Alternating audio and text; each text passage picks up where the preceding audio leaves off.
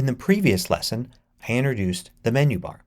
Most of the time you'll see the menu bar here at the top of the screen, and it contains the commands that you need to control whatever app it is you're using.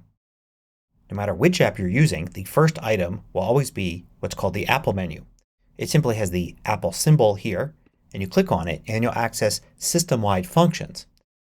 Things like access to system settings, putting your Mac to sleep or shutting it down, locking the screen, logging out from this account. So these are things that will not change according to the app you're using. They're always the same. But then the second item, which has the name of the app you're currently using, from here on it begins to use custom menu items that are about that app. So for instance here this is what we see in Finder. But if I were to switch to another app like say Notes, then it would change and all the menu items to the right would change to pertain to Notes. When you're using just about any app except the Finder, you'll also find the Quit function right here in the Apps menu. So Quit Notes is what you would use if you wanted to quit this app. Then the functions after that usually follow a regular format. You're going to notice things like File and Edit no matter which app you're in. So if I were to switch to Safari for instance, you can see File and Edit. If I were to switch back to Finder, you could see File and Edit. Others can be common through some apps, but the more you move to the right, the more variations you'll find according to the app you're using. So in Notes here you can see there's a View menu but also a Format menu. Whereas in Finder there's a View menu but no Format menu. This kind of makes sense as in the Finder you're not really formatting any text, whereas of course in Notes you definitely are sometimes formatting text. The options won't necessarily change depending upon what you have selected in the app. But notice how some of the options are grayed out. These grayed out options here, like for instance Get Info is grayed out. It means you can't actually select it. You can only select the ones that are in black text. But if I were to select a file, because no file was selected before, now you can see I can access those. This makes sense as there's nothing to get info or rename or compress if I have no file selected. So when you see a grayed out item it means it's simply not something that can be done right now because you don't have those kinds of items or you're not selecting those kind of items right now. Sometimes you're going to see submenus.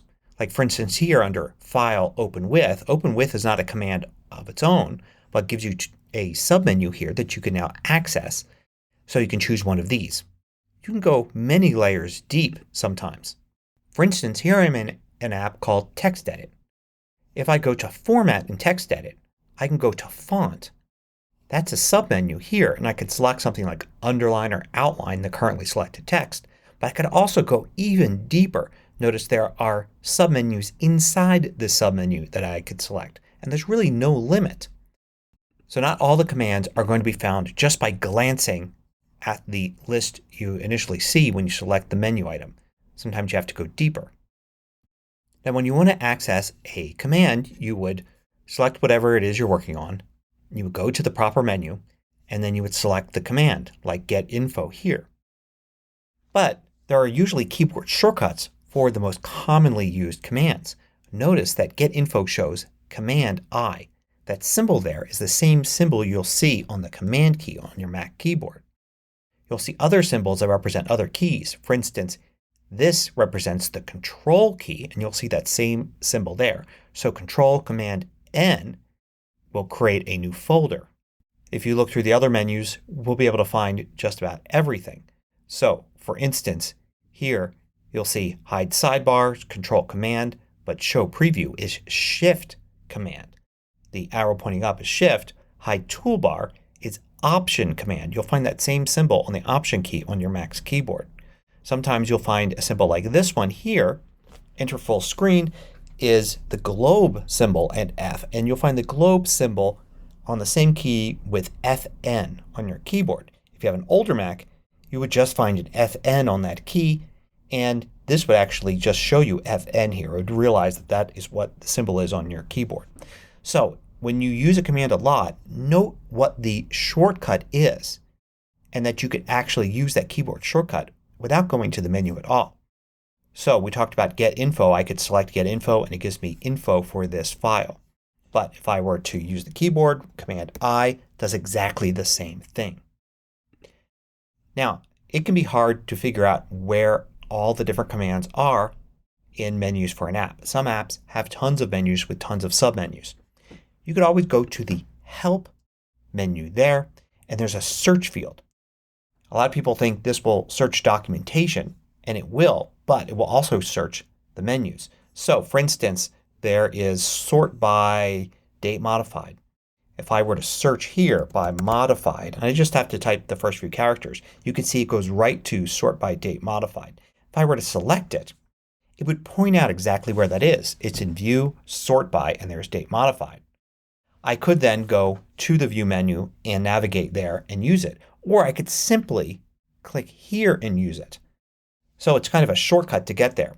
There's also a shortcut to bring up the Help menu here, and that's Command Shift and then the slash key, which with Shift means it's basically Command question mark. This brings up this menu and then you can simply type, use the arrow keys to go down, and then return to activate that menu item. A way to access anything in any menu even if it doesn't have a keyboard shortcut. Now the menu bar also has some things here to the right. These are called menu bar buttons or menu bar icons. And what you have will vary depending on what apps you have installed. For instance, the screen recording software I'm using right now actually puts an icon up there that you probably don't have. And it gives me access to things like being able to stop this recording or pause it or start a new recording. You may have different things up here for different apps that you've installed. One of the things you'll see here is Control Center. It's this one right here. Basically, over the years more and more of these icons were added here and it began to get a little crowded. So Apple took a whole bunch of those and put them into Control Center.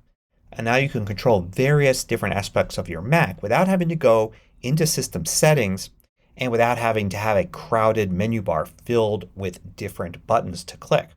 So here I can change the display brightness, the volume. I have some playback controls for whatever's playing right now.